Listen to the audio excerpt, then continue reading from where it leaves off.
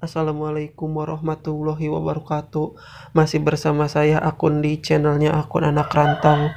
Kesempatan hari ini saya akan membagikan cerita sejarah asal-usul Desa Cipakem, Kecamatan Maleber, Kabupaten Kuningan. Diceritakan pada zaman dahulu, sebelum Desa Cipakem terbentuk, ada 3 orang yang datang ke daerah pegunungan sekitar Cipakem yang diutus dari Cirebon. Yang ke-1, Raden Adipati yang pertama kali membuat rumah dan menjadi lembur di Cikalapa. Yang kedua, Raden Raksagati. Dan yang ketiga, Raden Raksapati yang mengoyak daerah Ngolah, Nagara di Walahar dan di Cisetra.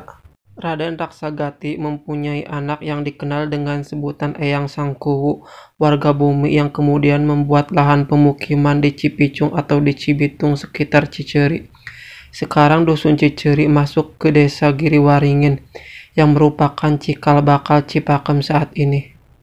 Diceritakan pula ada sekumpulan orang datang dari Mataram yang melakukan perjalanan untuk menghindari peperangan kerajaan Jawa di Mataram pada masa itu.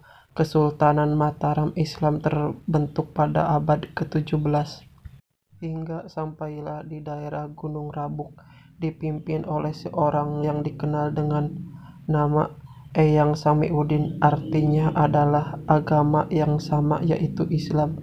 Eyang Samiuddin dikenal juga dengan sebutan Eyang Samiulin, bermukim di kaki Gunung Rabuk yang kemudian daerah tersebut dinamakan Anggataruna.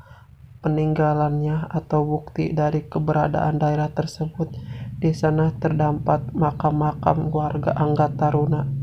Untuk mencari tempat persembunyiannya yang lebih aman dan nyaman dalam usahanya yang pada zaman dahulu terkenal dengan kesaktiannya, Eyang Samiuddin betapa di Kelaban sekitar Gunung Rabuk untuk mendapatkan petunjuk dari Yang Maha Kuasa. Kemudian pada saat betapa Eyang Samiuddin melihat gemerlap cahaya pada pandangannya di daerah sebelah barat atau kulon, lalu mengikutinya dengan menuruni bukit-bukit Semprong Walanda, lalu ke Mungkalawang. Agar tidak lupa jalan kembali ke Anggataruna, Eyang Samiuddin menancap-nancapkan batang pohon sepanjang jalan. Setelah sampai pada sumber cahaya yang dimaksud, ternyata cahaya tersebut adalah pantulan sinar matahari pada sisir gading seorang putri yang sedang mandi dan menyisir rambutnya di sungai. Sekarang sungai itu dikenal dengan sebutan Sungai Siri Gading, berasal dari kata sisir gading. Putri tersebut adalah anak Eyang Sangkuwu, warga bumi yaitu Dewi Lembu yang tinggal di daerah tersebut, yang sudah mempunyai nama yaitu Cipicung, lalu beralihlah warga Anggataruna ke Cipicung. Dewi Lembu ialah seorang putri yang sangat cantik luar biasa pada masa itu, dan banyak lelaki yang ingin mempersunting dan membuat repot Eyang Sangku karena banyak yang memperebutkannya, hingga sampailah diadakan sayembara sebagai syarat untuk mempersunting bagi yang memenangkannya. Dan sayembara tersebut dimenangkan oleh Eyang Samiuddin. Beliau berhasil berdiri dan melakukan sholat di atas daun pisang sehingga membuat takjub Eyang Sangkuwu. Kemudian Eyang Samiuddin menikah dengan Lembu dengan mempunyai 2 orang putri yaitu Nyimas Kenanga dan Nyimas Cempaka. Singkat cerita, sekitar abad ke-17, tepatnya pada tahun 1770, atau ada juga yang menyebutkan sekitar abad ke-18, tepatnya pada tahun 1824, Cipicung diubah nama menjadi Cipakem pada masa penjajahan Belanda pada masa itu. Dan menurut cerita lain, Cipakem adalah tempat semayamnya ilmu lahir dan ilmu batin yang ketika terjadi perumusan wilayah dan pemerintahan, kesimpulan dan keputusannya selesai di Cipakem. Dan sudah 17 kuwu yang memimpin Cipakem sampai saat ini.